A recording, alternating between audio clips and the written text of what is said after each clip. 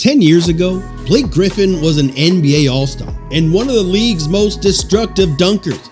Currently, he's a role player who hardly dunks. Here are the highs and lows of Blake Griffin's challenging career. Blake Griffin's path to the NBA. Firstly, everything he touched transformed into gold. Blake was one of the most accomplished high school athletes ever, and during his 4-year reign, the Oklahoma Christian Saints had an overall record of 106-6. Blake intended to win all 4 titles throughout his 4 years of high school, although most players only aim for 1 or 2. Blake was awarded the state's top player and a McDonald's All-American. Griffin, despite his super jock reputation, remained humble.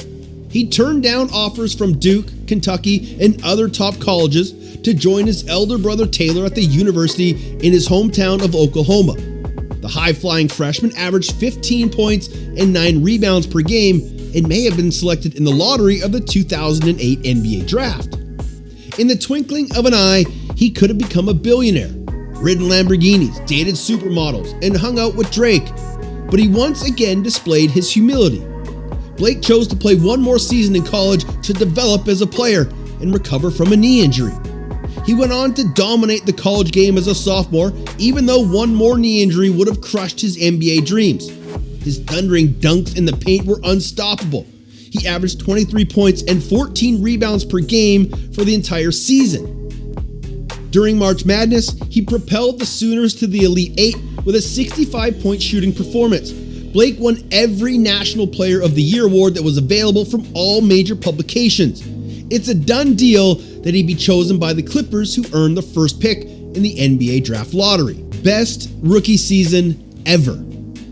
Immediately before his first NBA game, Blake's luck transformed for the worse. Griffin's gravity-defying dunks were intended to bring prosperity to the NBA's worst team in history. It seems that the Clippers didn't screw up the draft lottery this time. Blake had dominated the Summer League, even earning MVP award. Griffin fell awkwardly during a dunk in their last preseason game of 2009 and fractured his kneecap, causing him to miss the entire 2009 season. In his second NBA season, Griffin was classified as a rookie, much like Joel Embiid and Ben Simmons. Blake quickly showed that the wait was well worth it. With his incredible jumping ability, he attacked the rim from every angle and distance that most players wouldn't even dare attempt. Blake still had one of the finest rookie seasons in NBA history, although his post-up technique was far from perfect and his lack of an outside shot rendered him an incredibly one-dimensional player. One would think that LeBron, KD, Melo, and Luka have always ruled the NBA.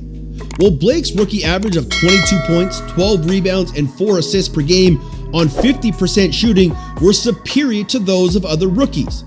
Griffin was the first rookie to be picked to the All-Star game by coaches since Tim Duncan in 1998, and the first unanimous Rookie of the Year winner since David Robinson in 1990. However, his rookie year will mostly be known for the soul-crushing poster dunk against Timothy Mozgov and his victory in the slam dunk contest where he dunked over a vehicle.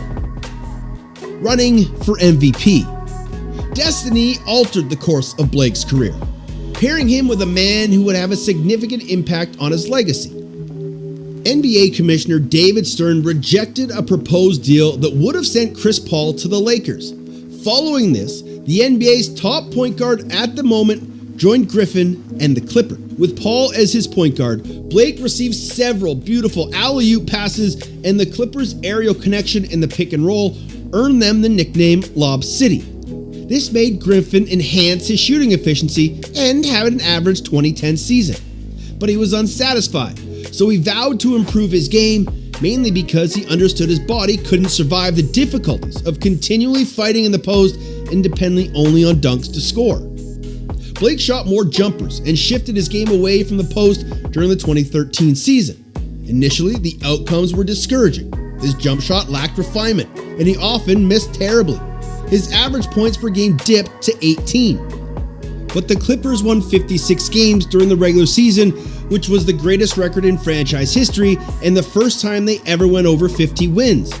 Griffin was, however, outmuscled and outperformed by Marc Gasol and Zach Randolph, so LA was defeated by Memphis in the first round of the playoffs. This inspired Blake to work even harder throughout the offseason, and his efforts would eventually pay off in 2014. Griffin was making 42% of his mid-range shots and the rare wide-open three-pointer throughout the season, which prevented opponents from staying off him and sealing the paint.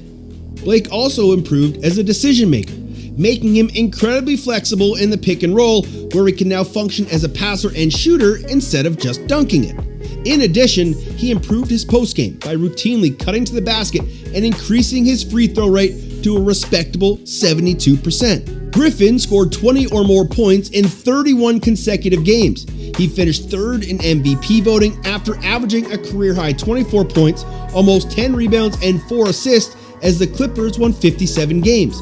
In the first round of the playoffs, the Clippers overcame Steph Curry and the Warriors, but Durant and Westbrook sent Blake home with a loss in the conference semifinals. Something was rotten in Lob City. If you've ever labored for years to attain a goal, Blake was about to experience the delicious taste of triumph.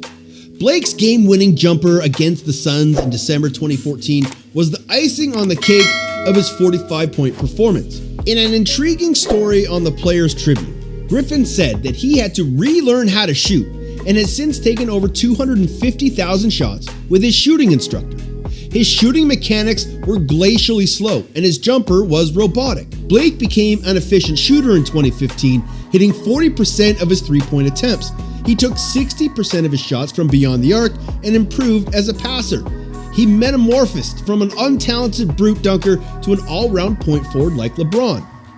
The franchise of the Clippers appeared modified. Steve Ballmer purchased them for $2 billion. They were the greatest show in town, and after finally emerging from the Lakers' shadow, they overcame their Achilles heel. In the playoffs, they defeated the San Antonio Spurs.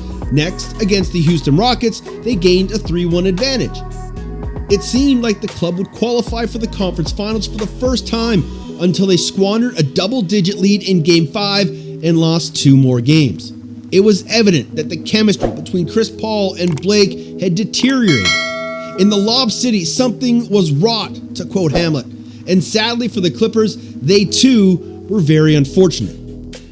Blake missed a total of 45 games in 2016 because of injuries and suspension for punching the Clippers' equipment manager. The Clippers lost the first round series when he worsened his quad injury in the first playoff game after getting fit for the playoffs. The same thing occurred in 2017, during Game 3 of the first round playoff series against Utah, when both he and Paul missed huge chunks of the regular season. Blake had a toe injury and was declared out for the remainder of the season. Thus, the Clippers lost the series and Chris Paul was moved to Houston. Retirement of Griffin's jersey and the transfer to Detroit. The Clippers were unwilling to lose both Blake and CP in the same offseason, so they planned something special for Blake. They gave him a guided tour that included photographs of his early life leading up to his NBA career. His personal jersey retirement ceremony was intended to signify he would remain a Clipper for life. The Blake jersey retirement was pointless and cringeworthy, but Griffin nevertheless signed a 5-year, $173 million contract. He planned to continue as a Clipper for the duration of his career, but the thing is that plans changed. 6 months later, he was moved to the Pistons, and he had to leave Los Angeles, the pleasant weather, and Kendall Jenner. Griffin has only made an appearance in the 60% of the contest between 2015 and 2018. Therefore, the Clippers planned to leverage his all-star status while they could. At the time, the Pistons didn't have a star player, so they acquired one.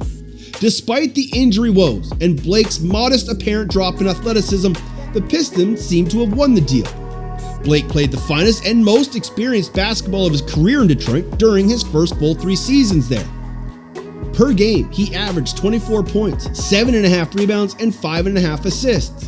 His shooting diet consisted mostly of high percentage shots at the rim and a career-high 7 3-point attempts per game, which he converted at a remarkable 36%.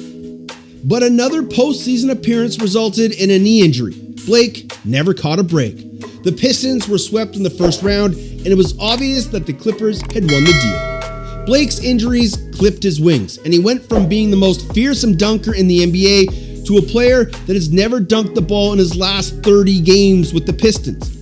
In 2020, Griffin only participated in 18 games. 20 games in 2021 where he averaged only 12 points on 36 shots. The Pistons bought out his remaining contract. Blake signed with the Brooklyn Nets, where he's still attempting to get beyond the second round of the playoffs, something he's never done in his entire career. We like Blake Griffin, and it's reasonable to say that he's grown so much since entering the league.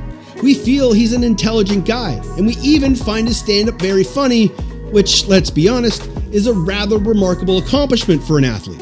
But most significantly, he's Exhibit A for practicing diligently and improving his basketball talents. He's a different player than he was at the start of his career. We're talking about the fact that this guy had no skill, that his jump shot should have been on a milk bottle, and all he did was jam in everyone's face. In just 4 or 5 years, he developed into an all-round basketball player, capable of dominating with his passing and shooting. Blake was never a superb defender, which is why he's not among the top 10 all-time power forwards ever. He's comfortable among the top 20 though. He's a perfect illustration of how difficult it is to win an NBA title. Talking about winning titles, if you can subscribe to BallFlix and smash that like button, we promise to win an NBA title and the most valuable channel, MVC.